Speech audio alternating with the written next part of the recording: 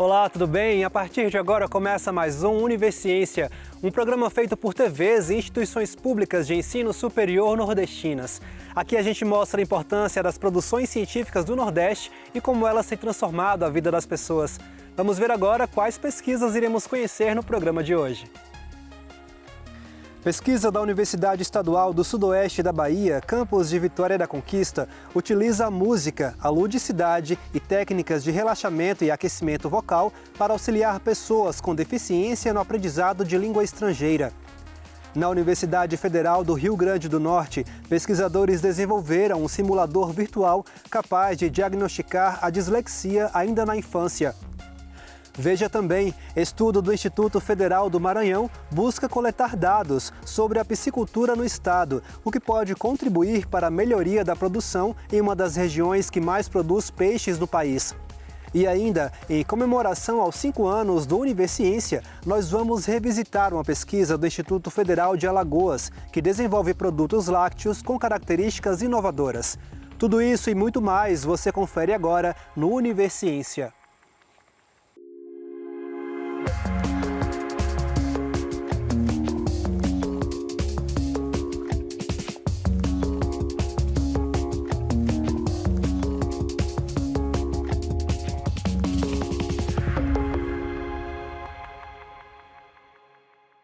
Você já ouviu falar do método sugestopédico?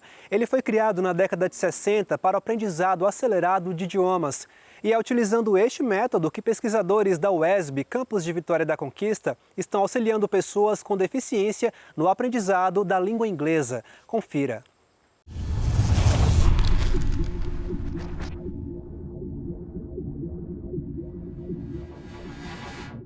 Foi uma dissertação de mestrado defendida em fevereiro desse ano e foi desenvolvida aqui na CID. Grupo controle em um turno e o grupo com método sugestopédico no outro turno.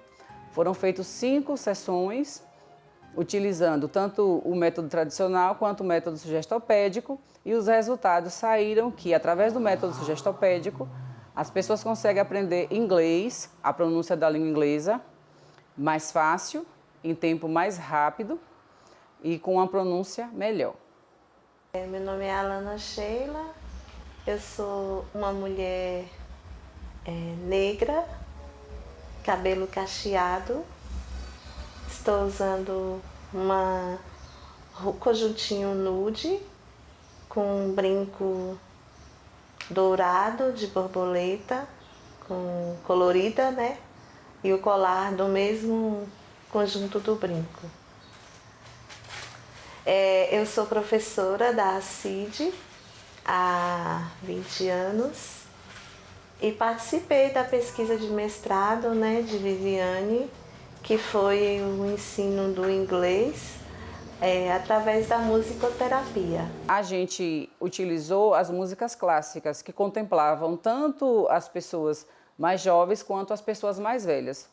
Então, dessa forma, eu não percebi discrepância entre as pessoas mais jovens na questão do aprendizado, da fluência da língua, quanto as pessoas mais jovens, porque foi tudo escolhido assim com muito cuidado, como abordar, qual metodologia seria para que não ficasse uma grande discrepância entre as faixas etárias. Os resultados mostraram que, através do método sugestopédico e como esse método é utilizado, as pessoas conseguem aprender inglês de forma mais relaxada, pronunciar melhor, sem grandes tensões, sem grandes medos, porque a gente, através do método sugestopédico, é um psiquiatra que criou esse método, médico, e ele tinha noções da parte terapêutica e ele tinha um grande grupo com ele que tinha formação em música, em teatro, então assim, é um conjunto de atividades que faz com que o cérebro receba as informações de forma prazerosa, relaxada, para que potencialize esse aprendizado, você aprenda de forma mais rápida e ele fique duradouro. É interessante porque a gente tem, enquanto pessoa com deficiência, dificuldade, né, pelo inglês não ser uma língua nossa, de nós brasileiros, né? Então a gente tem já essa dificuldade. Enquanto pessoa com deficiência, a gente tem a dificuldade de acesso a pronúncia nas escolas convencionais de inglês, que eles alegam a questão de material, essas questões da dificuldade no acesso que a gente tem a muitas coisas, né? Então, a pesquisa foi importante, interessante pelo fato dela ter mostrado, de ter se dedicado, né, de ter desenvolvido um método específico com essa finalidade. Depois que eu fiz a pesquisa e os relatos, que tinha insegurança em estudar outras línguas, que tinha necessidade de estudar outras línguas, porque a gente vive no mundo global, as informações hoje, elas são postadas primeiro em inglês, depois em outras línguas. E assim, essas pessoas não se sentiam seguras, se sentiam à vontade de estudar a língua por conta da adaptação, por conta das tensões que até uma pessoa vidente tem ao aprender uma nova língua. Então, através do método, através da minha pesquisa, mostrou-se que é possível sim, uma pessoa com deficiência visual aprender uma língua de forma mais relaxada, prazerosa e mais rápida. Deu para aprender alguma coisa, ela utilizava nomes fictícios, vários instrumentos, né? A gente podia manusear vários instrumentos e a partir daí falar, né? Ela utilizava música também, que é uma coisa que ajuda muito, muitos movimentos corporais, então isso ajuda na apropriação da língua. Eu vou ampliar sim, eu quero disseminar mais, porque assim, eu acho que a gente precisa disseminar coisas boas, dar mais acesso a essa pesquisa para que pessoas que queiram trabalhar com esse público consigam trabalhar e ter esses resultados também, né? E na minha tese de doutorado vai ser a utilização do canto, que eu também sou bacharel em canto, aqui na CID mesmo, para esse público, para a estimulação linguística também. No próximo bloco, você vai conhecer um estudo da Universidade Federal do Rio Grande do Norte que resultou na criação de um simulador virtual capaz de diagnosticar a dislexia ainda na infância. O intervalo é rápido, a gente volta já já.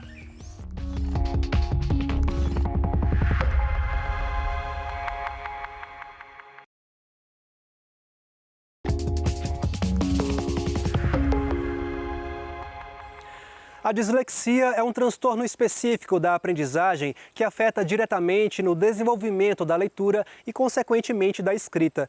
O diagnóstico precoce ajuda a entender as necessidades individuais e a buscar novas estratégias de aprendizagem.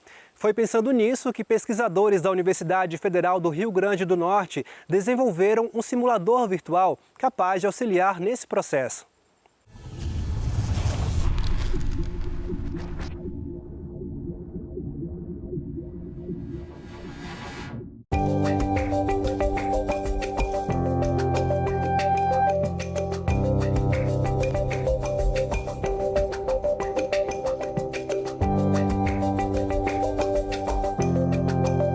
A dislexia é um transtorno da aprendizagem de origem neurobiológica. O que significa isso? É um funcionamento diferente em áreas do cérebro que precisam se desenvolver para a leitura. Então, quando a criança começa a alfabetização e começa a ter contato com a alfabetização, vai ficar mais evidente porque ela vai ter mais dificuldade em relacionar a letra, a sílaba com o nome da palavra, a sílaba, o som e a letra. Então, isso é uma causa, né, biológica e que hoje a gente sabe que quanto antes essa criança recebeu o diagnóstico ou os sinais da dislexia, ela vai ter um prognóstico melhor, ou seja, ela vai desenvolver melhor, né, e ela acompanha o indivíduo ao longo da vida, mas a intervenção precoce vai fazer com que minimize esses problemas da leitura. Como forma de colaborar na percepção de sinais da dislexia, pesquisadores do Departamento de Fonoaudiologia da Universidade Federal do Rio Grande do Norte desenvolveram um simulador virtual que funciona como um jogo interativo. O simulador de leitura virtual Levi, ele foi criado em colaboração dos pesquisadores do Laboratório Leia, com a orientação da professora Cíntia, com o intuito de identificar sinais precoces de dislexia. Quando a gente compara pelo simulador, a gente faz a comparação da leitura típica com a leitura atípica, porque as pessoas que utilizam o simulador, elas vão ter essa experiência, elas vão conseguir ouvir uma leitura e julgar de acordo com as características que foi escutada, né? Se essa leitura ela foi fluida, se ela teve uma velocidade adequada, se ela teve intercorrência, se as pausas foram corretas, e elas vão conseguir observar essas características e ver se elas se encontram dentro de uma leitura típica, adequada, ou uma leitura que não está adequada tanto para a idade quanto para a escolaridade. O projeto iniciou com a proposta de ser um auxílio para estudantes de fonoaudiologia. O aplicativo, no entanto, pode ser utilizado por qualquer pessoa, desde cuidadores a profissionais interessados. E a proposta do projeto era fornecer para os alunos do curso de fonoaudiologia estratégias que eles pudessem identificar a leitura de crianças com e sem dislexia. Então, a gente já tem muitos anos que eu tenho trabalhado, né, com as metodologias ativas, e aí uma forma da gente trabalhar era a simulação de casos, né, em que eles ouvem áudios de crianças fazendo a leitura, anamnese, entrevista com as mães, né, porque às vezes os alunos da fonoaudiologia nos anos iniciais ainda não têm a prática, né, de conhecer o paciente, de avaliar diretamente. Então foi uma forma que a gente encontrou, né, de fazer engajá-los, né, pela gamificação, construindo o aplicativo. Esse simulador, ele tem aqui primeiro uma interface inicial que ela pode tanto ser lida como ouvida, porque esse aplicativo, esse simulador, ele foi feito de uma forma muito acessível, porque qualquer pessoa pode utilizar. Se ela tiver uma dificuldade na leitura, ela pode também ouvir. Então, a gente criou essa metodologia, né, para deixar mais acessível tanto para profissionais, estudantes ou pais que têm interesse de conhecer um pouco mais sobre a leitura, também sobre a dislexia. O aplicativo ele é disponível tanto na versão web e na versão mobile para iOS e Android. E ele funciona, você faz um cadastro e lá vai dizer se você é estudante, né, de graduação de algum curso. Também pode ser um profissional que tem dúvida no diagnóstico do seu paciente, por exemplo, ele pode entrar, exercitar lá e verificar comparando com o seu paciente. E também para os familiares que identificam sinais nos seus filhos. O game, ele é uma proposta bem ativa, né, da pessoa entrar, escolher qual caso ele vai estudar, né, então, e tem um ranking próprio, né, que você vai fazendo o estudo dos avatares, que a gente chama, e esse ranking próprio vai dizendo para o profissional ou para o estudante que você está compreendendo bem o que é a dislexia. Essa página inicial também, que também tem explicando o que vai acontecer, como podem utilizar esse simulador, que também dá para ouvir, só clicar aqui no bonequinho. E aqui temos os avatares, que tem de diversas idades, diversos estados do país, porque a gente também quis trazer essa variedade. Como é a leitura de uma criança do norte, como é a leitura de uma criança do nordeste, do centro-oeste. Ao final, né, do jogo vão ter algumas perguntas que a gente chama de quizzes, em que eles vão responder características da leitura daquela pessoa, que pode ser uma criança, um adolescente ou um adulto. E ao final vai dizer as características da dislexia para que a pessoa também compreenda o que é. E aí, se a pessoa se identifica ou identifica alguém que tem uma dificuldade parecida, o ideal é procurar por profissionais que atuam nessa área, né? No caso, a fonoaudiologia tem um papel fundamental no diagnóstico, porque a alteração da dislexia, a causa é um componente da linguagem, então o fonoaudiólogo é importante que faça uma avaliação para o diagnóstico. Então, a equipe multidisciplinar, né? Neuropsicologia, fonoaudiologia, dados da própria escola, o professor tem um papel fundamental para que a gente consiga, então, fechar esse diagnóstico e conduzir uma melhor intervenção para essa pessoa. Porém, com 3 dias de vida, o filhote já começa a caminhar e ele é amamentado pela mãe até os 2 dias. O estado do Maranhão é um dos maiores produtores de pescado do país. E um estudo do Instituto Federal do Maranhão está coletando dados com o objetivo de aprimorar e entender cada vez mais esse tipo de cultura na região. Acompanhe na reportagem a seguir.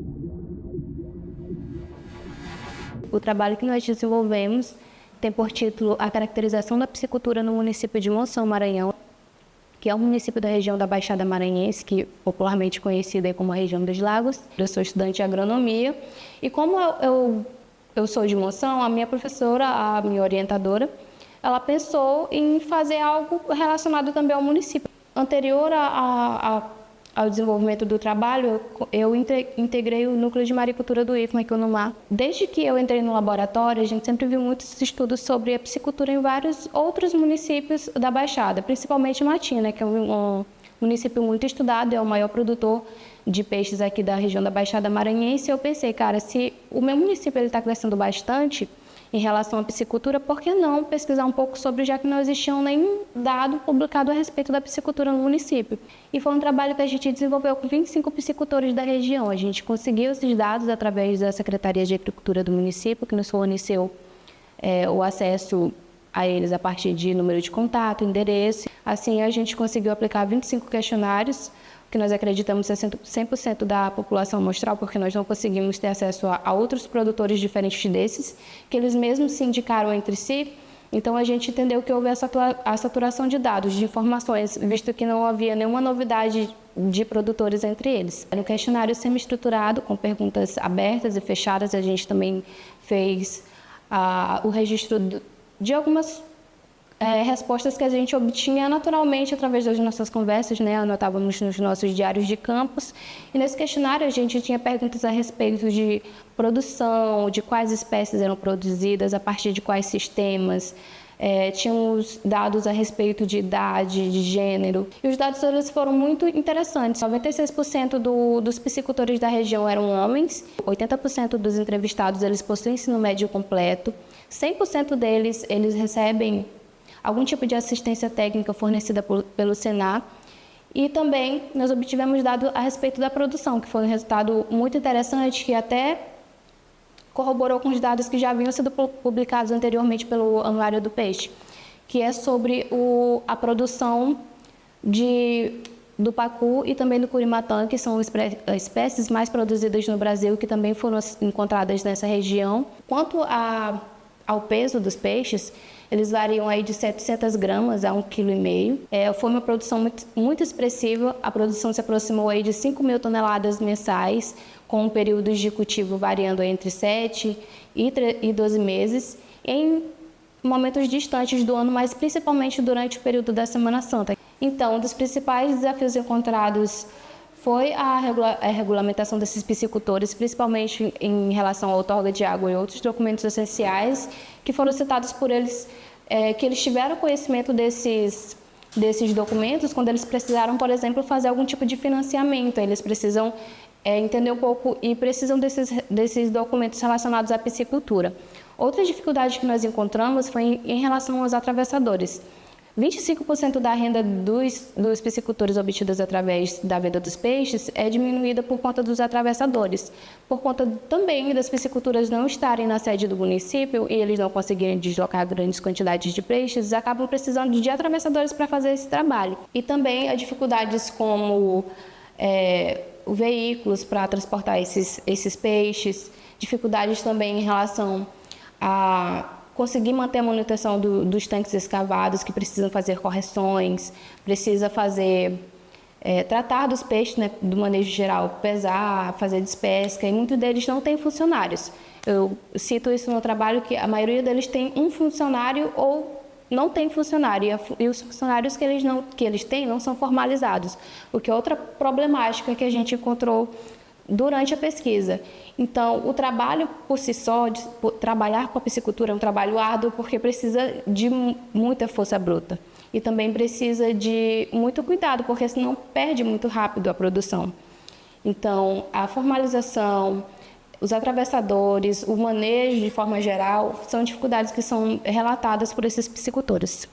Trabalho que aborda sobre aspectos socioeconômicos da piscicultura em uma região, ele é importante para gerar informações sobre a cadeia produtiva local dessa atividade, gerar informação sobre os produtores, sobre as demandas locais. Os dados gerados, com o trabalho, com a pesquisa, ele vai ser apresentado não só através de publicação em artigo científico, que nós estamos trabalhando nesse momento no artigo científico, mas também vai ser, vamos retornar para o município levando os dados em forma de banner, de palestra para os produtores locais dentro de uma feira que é realizada anualmente no município, para contribuir com a formação desses piscicultores na obtenção de recursos de financiamento para esses produtores. Como estudante, a pesquisa ela é muito importante porque ela nos traz esse contato com a ciência, de uma forma geral, por assim dizer.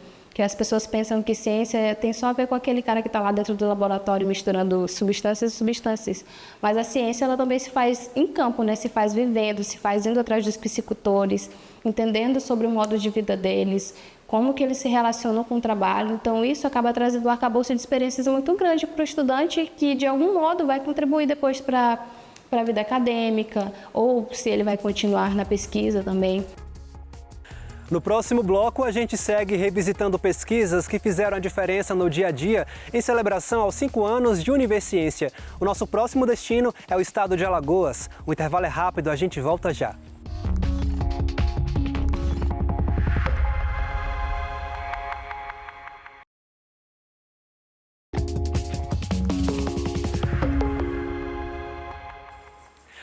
O Univerciência continua celebrando seus 5 anos de popularização da ciência.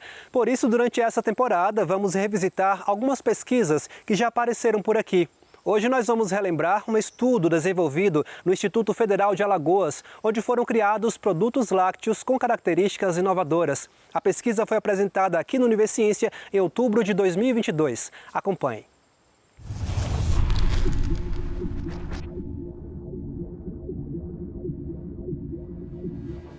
Em campus, nós temos 2 laboratórios de processamento de alimentos, como esse, por exemplo, onde são desenvolvidas várias aulas práticas e também onde são elaborados os produtos que são feitos para os TCCs e os eventos que ocorrem aqui com uma amostra, por exemplo. Então, vários produtos já foram desenvolvidos, como o próprio queijo, maturado no licor, queijo coalho trufado com doce de tamarindo, iogurte com batata doce, o ketchup de beterraba, licores, geleias, sorvetes e vários produtos que são elaborados aqui. Aqui no Campus Batalha, a gente já desenvolveu 2 patentes que foram resultados de projetos feitos juntos com os alunos do curso técnico em agroindústria na mostra multidisciplinar. É um evento que ocorre anualmente no nosso campus, onde a partir deles a gente consegue vários produtos, várias inovações. E uma dessas inovações, geradas por mim e por alguns alunos, foi o ketchup misto de beterraba e tomate. Como a beterraba tem essa pigmentação que vai gerar compostos antioxidantes como a beta-alaína, então é de importante interesse para a ciência, para a tecnologia de alimentos, a inserção dessa matéria-prima nos produtos. Porque com o licopeno do tomate e a beta-alaína da beterraba, a gente vai obter um produto super nutritivo. Além do mais, o ketchup, ele é considerado um produto super popular, que vai de todas as faixas etárias, desde crianças, jovens, adultos e idosos.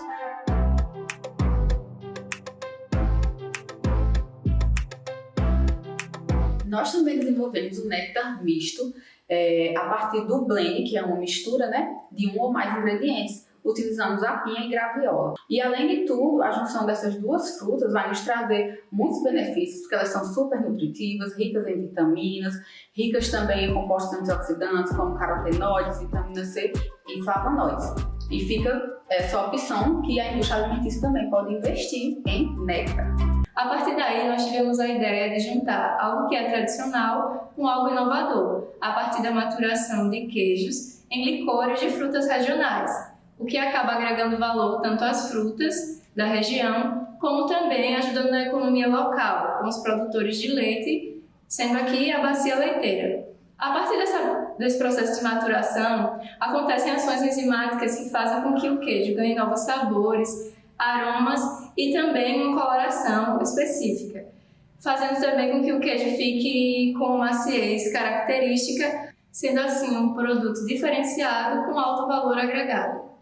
Os queijos, eles foram maturados em 3 licores com frutas regionais, sendo essas acerola, folha de museiro e tamarindo, onde passaram por um processo de maturação durante 30 dias, sendo 5 imersos nesses licores. Após esse processo de maturação, foram feitas análises sensoriais, onde todos tiveram boa aprovação. Além da boa aprovação sensorial, o queijo também apresentou uma grande intenção de compra, sendo destacados os queijos os quais o sabor adocicado foi mais acentuado, bem como a mistura do sabor alcoólico com o salgado do queijo. Também foram realizadas análises físico-químicas, no qual o queijo foi classificado como de média unidade e semigordo, apresentando uma vida de prateleira prolongada, podendo até ser levado para exportação. O Campus Batalha está localizado na Bacia Leiteira de Alagoas, então o desenvolvimento de produtos lácteos é muito importante, pois agrega valor ao leite, o que pode gerar mais renda para os produtores locais e desenvolver produtos que sejam mais atrativos para a comercialização.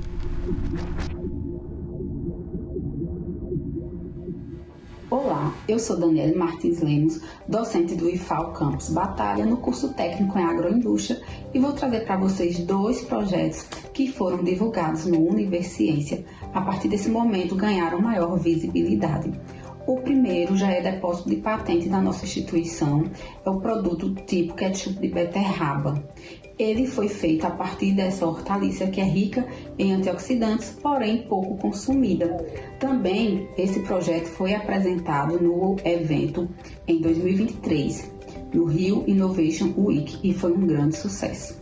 O segundo projeto é o néctar misto de pinha e graviola, onde nós aproveitamos essas matérias-primas típicas do sertão que não são utilizadas na agroindústria ou são pouco utilizadas.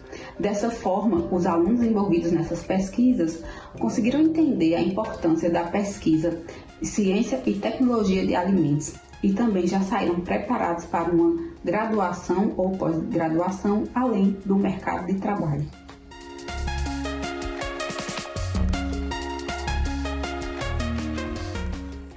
O Universiência de hoje fica por aqui. No próximo programa, traremos mais pesquisas inovadoras para a gente conhecer o que tem sido produzido nas instituições públicas de ensino superior nordestinas. Caso tenha alguma dúvida ou sugestão, envie um e-mail para unesb.edu.br que a gente te responde em um próximo programa. Obrigado pela sua companhia. Até mais.